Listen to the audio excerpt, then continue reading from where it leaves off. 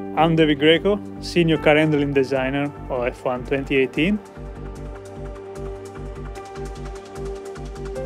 I started my racing career in real racing back in 1999, karting in Brazil, where my dad bought me the first go-kart, and then I went up to Formula Renault in North America, and then I also did some races in Italy, the last one in 2013, with a car I just tested a few weeks ago, and then from there I switched into sim racing. The test we did in Italy, we actually tested two single-seater, and it was very interesting to see the difference between two. One was 2008 spec and the other one was this year spec, so about 10 years difference, and the progress and the downforce difference was really amazing to see. We had a little bit of understeer on power, so I managed to give them some feedback to improve the car. In about 20 years of experience, I managed also to do many cool things, like being in Ferrari, testing cars at Fiorano, and in Vegas, doing a major eSport competition. And all this really adds to what I do at work. I joined Codemasters in 2014. It was April 7th, to be exact. And my job was to, step by step, go more towards simulation. And I really believe that every year we go always more and more towards the simulation. F1 2017, I believe, has been a very good step up from 2016, and the 2016 was a very beautiful step up from 2015. But I believe 2018 is a massive step up because we introduced so many more simulation aspects that I believe will be very well received by all the players. To choose which one is the most important, most advanced, it's quite hard, but I would say probably the system how we simulate the tire temperature. In F1 2018, it will be the first time in an F1 game that the tire temperature not only will be coming from tire surface, but it will also have tire carcass temperature, and that together with the tire surface temperature and the heat coming from the brake means that the player will have to carefully take care of the tire, not only corner by corner, but they have to think about maybe they can push for a few laps, and then they have to cool down the tires to be able to push again. On some of the tracks, they will be very difficult to get the temperature. So all this becomes much more tactical for the player. Now the drivers have three different ways to approach a race. The first one will be all attack, so you go very fast the first laps. But obviously the side effect is that mid to end of the race, you will suffer from tire overheating. The other one is to be consistent, be as nice as possible, but push so that you can keep the tires on very good temperature range for the entire stint. And the third possibility is that they really nurse their tire at the beginning and then they are very fast before they go and pit. The undercut or even the overcut, depending on the tracks, could be not easier, but more effective, depending on the state of the tires at the moment you want to push. We managed to improve the simulation for the suspension and the chassis.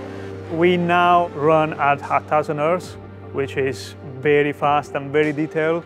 And now you feel totally connected to the car, what's happening to the chassis, to the suspension, and to the tire. The shift of the weights are much more noticeable. And also the curbs and bumps now can actually upset the car, and the player has to think, is it okay to attack that curb or is it the curb too tall? The force feedback, you feel not only the tire, but you feel the whole steering column and the dampening that is around the steering column, because the suspension has improved and the chassis and everything around is improved. Therefore, if you go on a curb and you have a double bounce or three bounce, you actually feel the three bounces on the wheel, something that before we wouldn't be able to feel. In F1 2018, The player can actually change the ERS, which is the energy recovery system. While racing, the ERS can be deployed using the MFD, the multifunction display that we introduced a few years ago. Just like changing the fuel mixture, you can actually change the deployment mode of the ERS. On the OSD and on the steering wheel, you can actually see the level of the energy that you have by a bar and also a number that tells you how much battery you have. And then you have the deployment bar, so how much you are deploying and how much you can deploy per lap.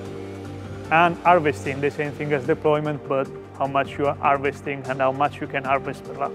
It will introduce a key element of tactic to the whole game, because you might end up in a situation where you have to defend, or maybe somebody in front of you makes a mistake and it's your time to overtake, or you want to do an overcut, but you were using too much energy and you don't have enough energy to do those 2-3 laps before you go into the pits.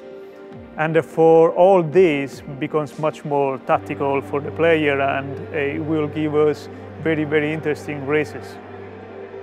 Players will be able to learn how to effectively use ERS through an ERS practice program.